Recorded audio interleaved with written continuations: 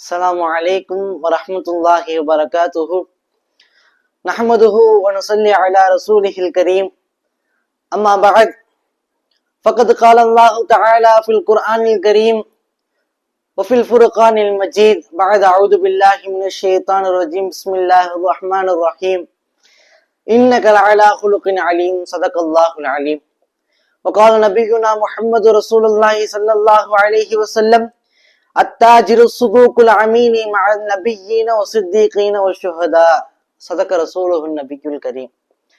புகழனைத்தும் அல்லாஹ் ஒருவனுக்கே உரித்தாகட்டுமாக. அவனுடைய சாந்தியும் சமாதானமும் மக்கத்து ராஜா மதீனத்து ரோஜா ரசூலே அக்ரம் ஸல்லல்லாஹு அலைஹி வஸல்லம் அவர்களின் மீதும் அவர்களை அடியுற்றி வாழ்ந்த உத்தம சத்திய சஹாபாக்கள், தாபிஈன்கள், தபஅ தாபிஈன்கள், நாதாக்கள், ஷுஹதாக்கள், மேலும் குறிப்பாக இந்த நல்லதொரு மஜ்லிஸிலே அமர்ந்திருக்கும் இந்த காணொலியிலே கலந்திருக்கக்கூடிய அத்துணை நபர்களின் மீதும் என்றென்றும் குன்றாமல் என்று நிலவட்டுமாக. ஆமீன்.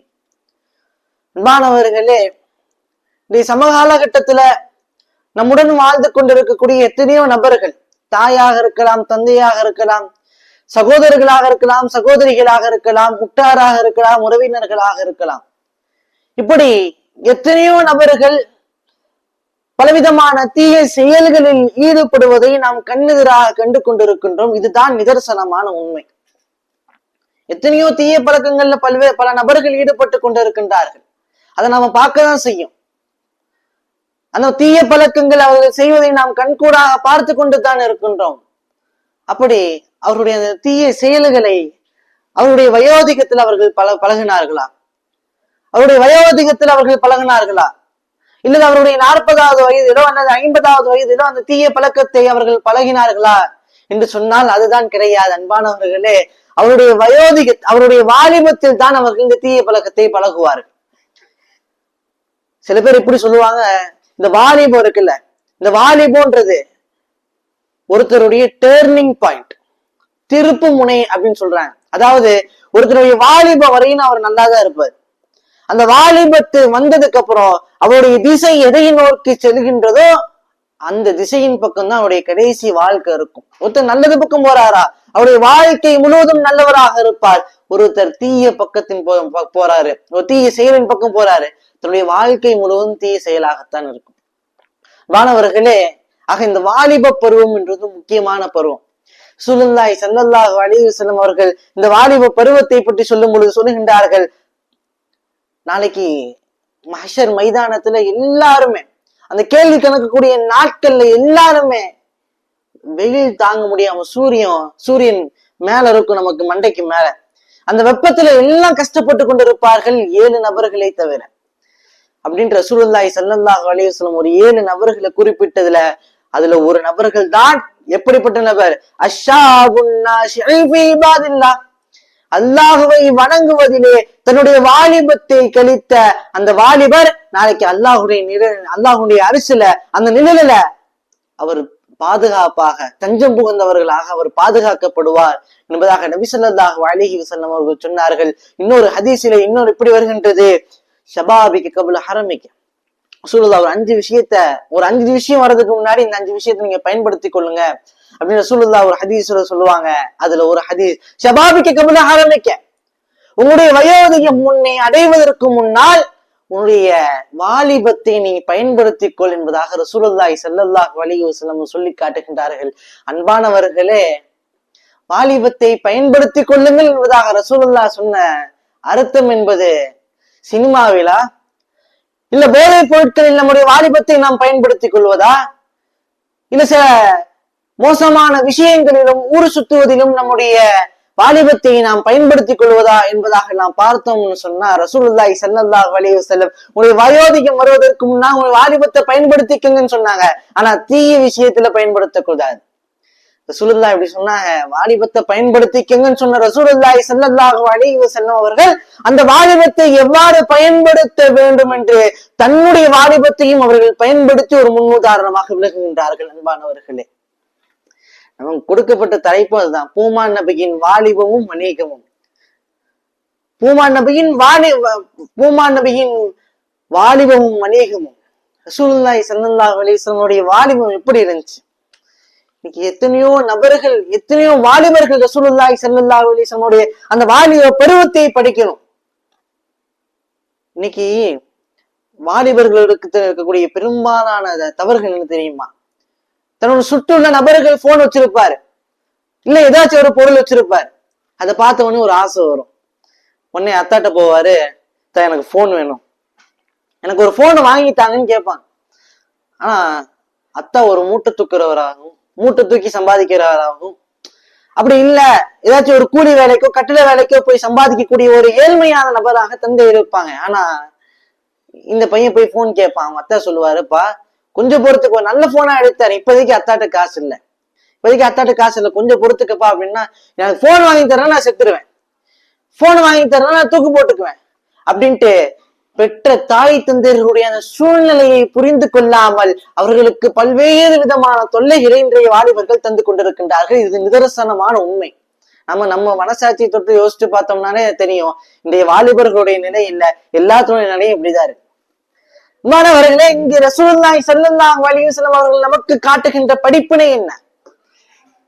ரசூலுல்லாஹி ஸல்லல்லாஹு அலைஹி வஸல்லம் அவங்க சிறுபிராயத்துல இருக்கும் பொழுதே தாயையும் இழந்து விட்டார்கள். தாயாகிய ஆமினா அவர்களையும் இழந்து விட்டார்கள். தந்தையாகிய அப்துல்லாவையும் இழந்து விட்டார்கள்.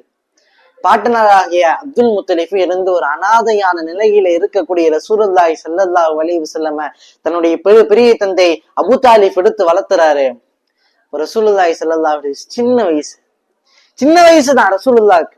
ஆனா ரசூலுல்லாஹி ஸல்லல்லாஹு அலைஹி வஸல்லம் அவர்கள் தன்னை வளர்க்கக்கூடிய பெற்றோருடைய அந்தஸ்தில் இருக்கக்கூடிய அந்த வளர்க்கும் நபர்களுக்கு நாம் எந்த விதத்திலையும் தொல்லையாக இருக்கக்கூடாது என்பதற்காக ரசூலுல்லாஹ் அந்த அபூ தாலிப் அவருடைய ஆடுகளை எடுத்துக்கொண்டு, ஊர்ல இருக்கக்கூடிய இன்னும் சிலருடைய ஆடுகளை எடுத்துக்கொண்டு ரசூலுல்லாஹி ஸல்லல்லாஹு அலைஹி வஸல்லம் அவர்கள் மேய்ச்சலுக்கு விட்டு அதன் மூலியமாக வரக்கூடிய சம்பாதியத்தில் ரசூலுல்லாஹி ஸல்லல்லாஹு அலைஹி வஸல்லம் அவர்கள் தன்னுடைய தேவைகளை பரிபூர்ணப்படுத்திக் கொண்டார். மாணவர்களே, எந்த விதத்திலையும் ரசூலுல்லாஹ் தன்னை வளர்க்கக்கூடிய அந்த பெற்றோர்களுக்கு எந்தவித சங்கட்டத்தையும் ஏற்படுத்தியதில்லை. ஆனா இன்னைய வாலிபர்கள் நம்ம யோசிச்சு பார்க்கணும். அப்படி ரசூலுல்லாஹி ஸல்லல்லாஹு அலைஹி வஸல்லம் அவர்கள் இந்த ஆடுகள் எல்லாம் மேய விட்டுட்டு ஒரு சிந்தனையில ஆழ்ந்துருவாங்க. உட்கார்ந்து ஏதாச்சும் ஒண்ணு யோசிச்சுக்கிட்டே இருப்பாங்க. மொத்த தோழர்கள்லாம், ஆடு வைக்கக்கூடிய தோழர்கள்லாம், ஏன்பா விளையாட வர மாட்டியா, என் கூட என்னுடைய விளையாடவான்னு கூப்பிடுவாங்க. ரசூலுல்லாஹ் சொன்ன வார்த்தை, ரசூலுல்லாஹ் ஒரு வார்த்தை சொல்லுவாங்க, அந்த சின்ன வயசுல ரசூலுல்லாஹ் சொல்லுவாங்க, இந்த விளையாட்டிற்காகவா நாம படைக்கப்பட்டிருக்கிறோம்? நம்ம விளையாடுவதற்காக நாம படைக்கப்பட்டிருக்கின்றோம்? நாம் படைக்கப்பட்டதற்கு ஒரு உன்னதமான காரணம் இருக்குது அல்லவா? அதுதான் நான் யோசிச்சுட்டு இருக்கேன் அப்படின்னு ரசூலுல்லாஹி ஸல்லல்லாஹு அலைஹி வஸல்லம் ஆழ்ந்த சிந்தனையில இருப்பாங்க. இன்றைய அறிஞர்களால் இந்த அறிஞர்களால் வெரிஃபைட் ஆக்கப்பட்டது என்னது? ஒருவர் மௌனமாக இருக்கின்றார்களோ அவர் அதிகமாக சிந்திப்பார். எவர் அதிகமாக நல்ல விஷயங்களை சிந்திக்கின்றார்களோ அவருடைய அறிவு என்பது கூர்மையாக இருக்கும். அதே போன்றுதான் ரசூலுல்லாஹி ஸல்லல்லாஹு அலைஹி வஸல்லம் அறிவு என்பது மிக கூர்மையாக இருந்தது. ஒரு தடவை குறைஷிகள் மக்காவை இடிச்சு புதுப்பித்து இருக்கிறாங்க. கஅபாவை இடிச்சு புதுசா ஒரு கட்டடத்தை கட்டி முடிக்கிறாங்க. கட்டி முடிச்சுட்டு ஒரு பெரிய பஞ்சாயத்து. என்னடா பஞ்சாயத்துன்னு பார்த்தோம்னா, அங்க குறைஷிகள்ல பல பேர் கோத்திரத்தார்கள் இருப்பாங்க. அப்ப அந்த கோத்திரத்தார்கள்ல, நாங்க தான் அந்த ஹஜ்ருல் அஸ்வத்துக்கல்ல காபால வைப்போம். இன்னொரு கோத்திரத்தார்கள் சொன்னாங்க, நாங்க தான் இந்த ஹஜ்ருல் அஸ்வத்துக்கல்ல காபால வைப்போம்ட்டு ஒரே சண்டை. இப்போ கடைசியில ஒரு முடிவுக்கு வராங்க. நாளை காலைல ஃபஜ்ருக்கு முதல்ல யார் இந்த கஅபத்துல்லாஹ்க்கு வராங்க, அதாவது நாளை காலைல விடிய காலைல யார் முதலில் இந்த கஅபத்துல்லாஹ்க்கு வராங்களோ அவங்களுடைய தீர்ப்பை நாம ஏத்துக்கலாம் அப்படின்னு சொல்லிட்டு போயிட்டு அடுத்த நாள் வெயிட் பண்ணிட்டு இருக்கிறாங்க. அங்க கஅபத்துல்லாஹ்க்கு வரக்கூடிய முதல் நபர் யாருன்னா ரசூலுல்லாஹி ஸல்லல்லாஹு அலைஹி வஸல்லம். ரசூலுல்லாஹ் வராங்க. வரத பார்த்து எல்லா மக்களும், ஹாலா இது கரெக்ட், இவர் சொன்னக்கூடிய தீர்ப்பு என்பது கரெக்ட், ஏன்னா இவங்க அமீன் அஸ்ஸாதிக், உண்மையாளர், நம்பிக்கைக்குரியவர் என்பதாக ரசூலுல்லாஹி ஸல்லல்லாஹு அலைஹி வஸல்லம் வரவேற்று அவருடைய ஆலோசனை கேட்கிறாங்க. அங்கதான் ரசூலுல்லாஹி ஸல்லல்லாஹு அலைஹி வஸல்லம் அவருடைய அறிவு கூர்மையை நாம் கவனிக்க வேண்டும். எல்லாருமே ரசூலுல்லாஹ் மேல ஒரு மரியாதை வச்சிருக்கிறாங்க. இப்ப ஒரு குறிப்பிட்ட கோத்திரத்தார் நீங்க வைங்கன்னு சொல்லிட்டாங்கன்னா என்ன ஆயிரும்? இன்னொரு கோத்திரத்தாருக்கு கோவம் வந்துடும், இல்ல ஏதாச்சும் ஒரு மன கஷ்டங்கள் வந்துடும். ரசூலுல்லாஹ் அந்த இடத்துல தன்னுடைய கூர்மையான அறிவை பயன்படுத்துகின்றார்கள். தன்னுடைய வாலிபத்தில் சேர்த்து வைத்த அந்த வாலிபத்தில் இருந்த அந்த கூர்மையான அறிவை பயன்படுத்துகின்றார்கள். என்ன தெரியுமா? ஒரு துணி விரிச்சு ஹஜருல் அஸ்வத் கல் அங்க வச்சுட்டாங்க. என்ன கோத்திரத்தார்கள் இருக்கின்றோ எல்லாம் வாங்க, ஆளுக்கு ஒரு முனையை பிடிச்சி தூக்குங்கன்ட்டு எல்லா துணியை பிடிச்சிட்டாங்க. இப்ப எல்லாருமே தூக்குன மாதிரி ஆயிடுச்சு ஹஜருல் அஸ்வத் கல்ல. ரசூலுல்லாஹி ஸல்லல்லாஹு அலைஹி வஸல்லம் அந்த பொன்னான கரத்தான ஹஜருல் அஸ்வத்தை எடுத்து காபாவுல வச்சாங்க. எல்லா குறைஷிகளும் எல்லா மக்களும் ரசூலுல்லாஹி ஸல்லல்லாஹு அலைஹி வஸல்லம் அவருடைய அந்த அறிவு கூர்மையை பாராட்டினார். இந்த அறிவு கூர்மை எப்படி வந்தது? தன்னுடைய வாலிபத்தில் பல்வேறு டைவர்ஷன் விஷயம், அதாவது பல்வேறு விஷயங்களை, உலக விஷயங்கள் அது போன்றல்லாமல் முழுக்க முழுக்க ஒரு சிந்தனையில் ஆழ்ந்திருந்த அந்த சிந்தனையின் மூலியமாகத்தான் இன்று ரசூலுல்லாஹி ஸல்லல்லாஹு அலைஹி வஸல்லம் அவர்கள் மிக அறிவு கூர்மையாக இருந்தார்கள். இன்னைக்கு யோசிச்சு பாருங்க, வாலிபர்களை மதுவிற்கும் இன்னும் சில அற்பமான விஷயங்களுக்கும் அவர்கள் ஆளாகி தன்னுடைய புத்திய மழுங்க வச்சுட்டாங்க. மாணவர்களே, இது போன்ற வாலிபத்தில் நாம் இருக்க வேண்டும். ரசூலுல்லாஹி ஸல்லல்லாஹு அலைஹி வஸல்லம் அவர்கள் வாலிபத்தில் வீரராக இருந்தார்கள். வாலிபத்தில் மட்டுமல்ல, தன்னுடைய வாழ்க்கை முழுவதும் வீரராகத்தான் இருந்தார்கள். அநியாயமா தட்டி கேட்பாங்க, தைரியமா தட்டி கேட்பாங்க. ஒரு இளைஞர்கள் குறைஷிகள்ல பனு ஹாஷிம் பனு முத்தலிஃப்னு ரெண்டு ரசூலுல்லாஹி ஸல்லல்லாஹு அலைஹி வஸல்லம் உடைய சொந்தக்காரங்க, ரெண்டு கூட்டத்தார்கள். ரெண்டு கூட்டத்தார்களுடைய அந்த இளைஞர்கள் குழு அப்படின்ட்டு ஒண்ணு ஆரம்பிக்கிறாங்க. அதாவது மக்காவுல என்ன அநீதம் நடந்தாலும் அதை தட்டி கேட்கறது தான் இவங்க வேலை. பொதுவா மக்காவுல அநியாயங்கள் நிறைய நடக்கும். வெளிநாட்டுல இருந்து ஒருத்தர் வியாபாரம் செய்ய வராரா, வியாபாரத்தை பொருளை வாங்கிட்டு அமுச்சு விட்டுருவாங்க. காசு கேட்டா காசு தர முடியாது அப்படின்ட்டுருவாங்க. காசு கேட்டா காசு தர முடியாதுன்றவாங்க. ஏன்னா இது எங்க ஊரு அப்படின்வாங்க. இப்படிப்பட்ட அநியாயங்கள் நடந்து கொண்டிருக்கக்கூடிய இந்த மக்காவுல இனி அநியாயமே நடக்கக்கூடாது அப்படின்ட்டு ஒரு முடிவுக்கு வந்து ஹில்ஃபுல் குழு அப்படின்னு ஒரு அமைப்பை ஏற்படுத்துறாங்க. இளைஞர்கள் குழு, அதுல ரசூலுல்லாஹி ஸல்லல்லாஹு அலைஹி வஸல்லம் சேர்றாங்க. இதுல ஏராளமான அநியாயங்களை தட்டி கேட்கக்கூடிய விஷயங்கள் இதுல நடந்திருக்கு. இருந்தாலும் ஆசிம் அப்படின்ற ஒருத்தர் குறைஷி, அவருக்குள்ள வெளியூர்ல இருந்து ஒருத்தர் வியாபாரம் செய்யறதுக்காண்டி வராரு. வெளியூர்ல இருந்து வியாபாரம் செய்யறதுக்காண்டி வராரு. இப்ப வரும் பொழுது வந்து வியாபாரம் செஞ்சுட்டாரு. ஆசிம்கிட்ட காசு கேட்கிறாரு, காசு தர முடியாது.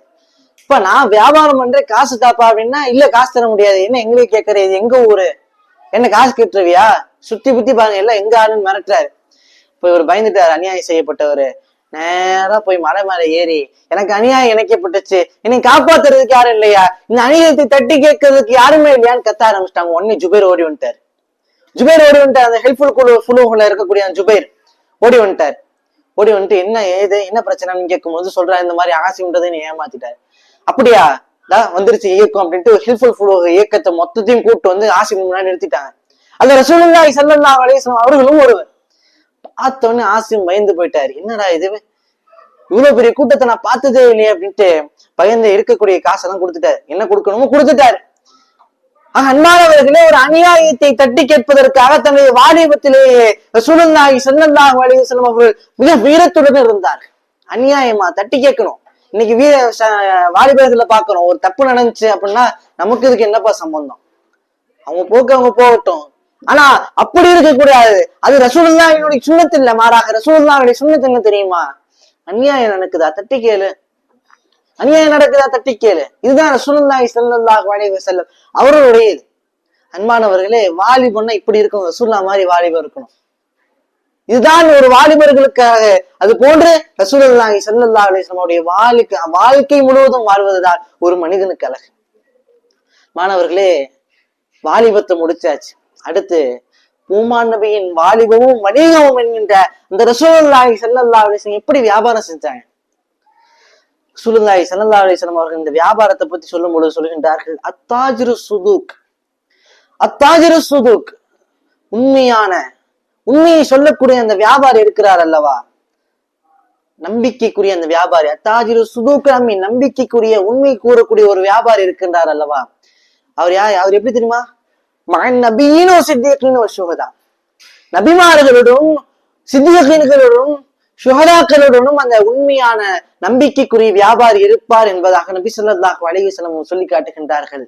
அன்பானவர்களே, ரசூலுல்லாஹ் சொன்னால் மட்டுமல்ல செயலாலும் காட்டி காப்பார்கள். ரசூலுல்லாஹ் 12 வயசுல சிரியாவுக்கு முதல்ல அவங்க வியாபாரத்துக்காண்டி போறது தன்னுடைய பெரிய தந்தை அபு தாலிப் அவர்களோட சிரியாவுக்கு வியாபாரம். இது அவங்களுடைய முதல் வியாபாரம். இப்படி பல்வேறு வியாபாரங்கள் செய்தாலும் ரசூலுல்லாஹ்வுடைய 25வது வயசு வரும் பொழுது கதீஜா அம்மையார், மக்காவிலேயே பெரிய சீமாட்டி, நிறைய பெரிய பெரிய லெவல்ல வியாபாரம் பண்ணக்கூடிய ஒரு பெரிய சீமாட்டி. அவங்க ரசூலுல்லாஹி ஸல்லல்லாஹு அலைஹி வஸல்லம் அவங்களுடைய நேர்மையும் அவங்களுடைய பேச்சையும் அவங்களுடைய உண்மை தன்மையும் விளங்கி அவங்களை கூப்பிடுறாங்க. ரசூலுல்லாஹ் வராங்க. வந்தவனே என்னாச்சு? கதீஜா அம்மையா சொல்றாங்க, இந்த மாதிரி என்னுடைய அடிமை மைசராவோட நீங்க வந்து வியாபாரத்துக்கு போறீங்களா, வியாபாரத்துக்கு போயிட்டு வரீங்களா அப்படின்னு கேட்கறாங்க. அதுக்குன்னு நான் உங்களுக்கு கூடிய நான் உங்களுக்கு தந்துடுறேன். சரி நான் போயிட்டு வரேன். ரசூலுல்லாஹ் ஒத்துக்கிட்டாங்க. இப்போ மைசராவோட ரசூலுல்லாஹி ஸல்லல்லாஹு அலைஹி வஸல்லம் வியாபாரத்துக்கு போயிட்டு வராங்க. போயிட்டு வந்தவொடனே மைசரா அவங்க கதீஜா அம்மையார்கிட்ட ரசூலுல்லாஹி ஸல்லல்லாஹு அலைஹி வஸல்லம் அவங்களை வர்ணிச்சு சொல்றாங்க. இந்த அளவுக்கு ரசூலுல்லாஹி ஸல்லல்லாஹு அலைஹி வஸல்லம் அவங்களுடைய வியாபாரம் இருந்துச்சுன்னா ரசூலுல்லாஹ் எந்த ஒரு பொருளாக இருந்தாலும் அதனுடைய உண்மைத்தன்மையை சொல்லுவாரு. இப்ப இந்த பொருளுக்கு இந்த விலை, இது ஒரு நியாயமான விலை வச்சுக்கோங்க, கொடுத்துருவாங்க. இந்த பொருள்ல ஒரு டேமேஜ் இருக்குது, இந்த பொருள்ல ஒரு டேமேஜ் இருக்கு அப்படின்னா ஆமா இங்க ஒரு ஓட்டை இருக்குது, இதுல ஒரு கிழிஞ்சு இருக்குது அப்படின்ட்டு அதனுடைய உண்மை தன்மையை விளங்கி உண்மை தன்மையை சொல்லி அதற்கு உண்டான தொகையை ரசூலுல்லாஹி ஸல்லல்லாஹு அலைஹி வஸல்லம் வைப்பாங்க. அநியாயமா தொகையை வைக்க மாட்டாங்க. வட்டி போன்ற வியாபாரத்தில் ரசூலுல்லாஹ் வைக்க மாட்டாங்க. இதனுடைய விளைவு என்ன தெரியுமா? இந்த நேர்மையாக இருந்ததின் மூலியமாக அந்த பொருளுடைய உண்மை தன்மையை கூறியின் மூலியமாக விளைந்தது என்ன தெரியுமா? ரசூலுல்லாஹுடைய இந்த வியாபார முறை, அந்த வியாபாரத்தை சரியான பரக்கத், சரியான பரக்கத். மைசரா சொல்றாங்க, ஒரு 10 நாளைக்கு வியாபாரம் பண்ணக்கூடிய ஒரு பொருளை ரசூலுல்லாஹி ஸல்லல்லாஹு அலைஹி வஸல்லம் ஒரே நாள்ல வியாபாரம் பண்ணிடுவாங்க. 10 நாள் வச்சு வியாபாரம் பண்ணக்கூடிய ஒரு பொருளை ரசூலுல்லாஹி ஸல்லல்லாஹு அலைஹி வஸல்லம் அவர்கள் ஒரே நாள் வியாபாரம் பண்ணார்கள் என்று சொன்னார். அவருடைய அந்த உண்மை தன்மைக்கு உண்டான அந்த பரக்கத்தை அல்லாஹ் தந்தான். 6 மாசம் பண்ண வேண்டிய வியாபாரத்தை ரசூலுல்லாஹ் கொஞ்ச நாளே முடிச்சுட்டு மைசராவை கூப்பிட்டு வந்துட்டாங்க. பெரிய லெவல்ல ப்ராஃபிட், நல்ல லாபம். ஆனா அநியாயமான லாபம் இல்லை, நல்ல லாபம். அந்த பொருளுக்குண்டான லாபத்தை ரசூலுல்லாஹி ஸல்லல்லாஹு அலைஹி வஸல்லம் அவர்கள் அந்த பரக்கத்தின் மூலியமாக பெற்றார்கள். அன்பானவர்களை இன்னைக்கு நம்முடைய சமூகத்தை பார்க்கிறோம். வட்டி போன்ற வியாபாரத்தில் ஈடுபடுகின்றார்கள். அந்த ஹராமும் தெரிஞ்சு பண்றாங்களே, அநியாயமான விலைகளை கூட்டுகின்றார்கள். அநியாயமா இருக்கு விலைகள்லாம் பார்க்கும் பொழுது. ஒரு பொருள் டேமேஜா இருக்குது, ஒரு பொருள் எக்ஸ்பீரி ஆயிடுச்சு, ஒரு சாப்பாட்டு பொருள், போ அடிச்சு விடு, போ கூட்டத்தோட கூட்டமா ஒரு பேக்கேஜா போயிருட்டோம், யாரு பாப்பா, யாரு பார்க்க போறா? அன்பானவர்களே, யாரு பாக்குறானா இல்லையா, அல்லாஹ் தஆலா பார்க்கின்றான் அல்லவா? அந்த அல்லாஹ்விற்கு பயந்து நாம் நம்முடைய வியாபாரத்தை சரிவர செய்தோம் என்று சொன்னார், நியாயமான முறையில் நாம் செய்தோம் என்று சொன்னார். ரசூலுல்லாஹி ஸல்லல்லாஹு அலைஹி வஸல்லம் அவர்கள் எவ்வாறு வியாபாரம் செய்தார்கள் என்று நாம் பார்த்து அது போன்று நாம் செஞ்சோம் சொன்னா நம்முடைய வியாபாரத்தையும் அபிவிருத்தி பரக்கத்து கிடைக்கும். எந்த அளவுக்கு ரசூலுல்லாஹ் வியாபாரம் செஞ்சாங்கன்னா, ஒரு வியாபார ஒப்பந்தத்தின் மூலியமாக, ஒரு வியாபார ஒப்பந்தத்துல அப்துல்லா இப்னு அபில் ஹமா அப்படின்ற ஒரு நபர் ரசூலுல்லாஹ் வியாபார ஒப்பந்தம் பேரம் பேசிட்டு இருக்காங்க. அப்போ நான் வந்துடுறேன் அப்படின்னு சொல்லிட்டு அவர் போயிட்டாரு. நான் வந்துடுறேன் இங்க நில்லுங்கன்னு சொல்லிட்டு அவர் போயிட்டாரு. போயிட்டு மறந்துட்டாரு. ஆனா ரசூலுல்லாஹி ஸல்லல்லாஹு அலைஹி வஸல்லம் இந்த வியாபார ஒப்பந்தமாக பேசணும், அவர் வரேன்னு சொல்லி இருக்கிறாரு, அவர் வரேன்னு சொல்லி இருக்கிறாரு. ஆக நில்லுங்க நான் வரேன்னு சொல்லிட்டு போயிருக்கிறாரு. அப்ப நம்ம நிக்கணுமா இல்லையான்னு ரசூலுல்லாஹி ஸல்லல்லாஹு அலைஹி வஸல்லம் நிக்கிறாங்க. கிட்டத்தட்ட 3 நாள் நிற்கிறாங்க ரசூலுல்லாஹ் அதே இடத்துல. அப்ப அவர் மறந்துட்டாரு. வேற ஒரு வேலையை அந்த சைடு வரும்போது ரசூலுல்லாஹ் நின்றுட்டு இருக்கிறாங்க. அப்ப நினைக்கிறாரு, ஆஹா இவர் அன்னைக்கு நில்லுங்க நான் வந்துடுறேன்னு சொல்லிட்டு வந்தோமே, மறந்துட்டோமேன்னு வெட்கப்பட்டு ரசூலுல்லாஹி ஸல்லல்லாஹு அலைஹி வஸல்லம் அவர்களிடத்துல மன்னிப்பு கேட்கிறாங்க. ரசூலுல்லாஹி ஸல்லல்லாஹு அலைஹி வஸல்லம் எந்த ஒரு கோபமும் இல்லை, ரசூலுல்லாஹ்ட்ட எந்த ஒரு கோபமும் இல்லை.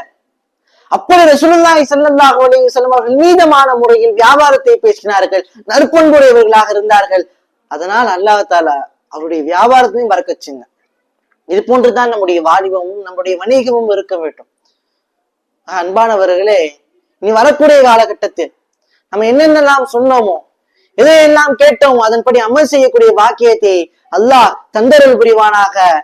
இப்பேற்பட்ட ரசூலுல்லாஹ்வுடைய வாலிபமும் வயோதிகம் வணிகமும் கடந்த பின்பு இன்ஷா அல்லாஹ் அடுத்து கதீஜா அம்மையாரை திருமணம் செய்யக்கூடிய அந்த நிகழ்வை பற்றி இன்ஷா அல்லாஹ் அடுத்த காணொலியில் காணுவோம். அஸ்ஸலாமு அலைக்கும் வரஹ்மத்துல்லாஹி வபரகாத்துஹு.